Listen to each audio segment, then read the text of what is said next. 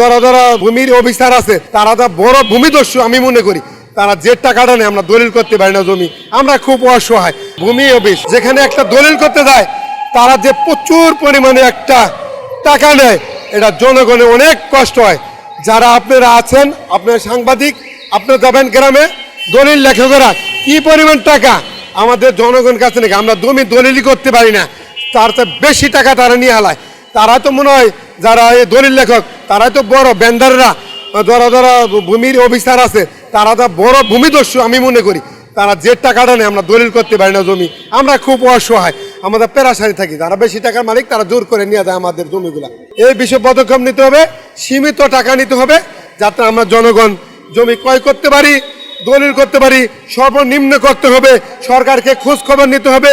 এই যে গরিবেরা জমি দলিল করবে, এত টাকা তাদের দেওয়া সম্ভব না, এরা কিভাবে জমি দলিল করবে, কিভাবে কিনবে, এটা সরকারের আমি দৃষ্টি আকর্ষণ করছি। আপনি নজর দিবেন, প্রত্যেকটা জেলায়, থানায়, রেজিস্ট্রি অফিসে খোঁজ খবর নেবেন যে জনগণের এই বেশি মোটা অঙ্কের টাকা নিয়ে যাতে দলিল না করতে হয়, দলিল না লিখতে হয়, সীমিত আকারে।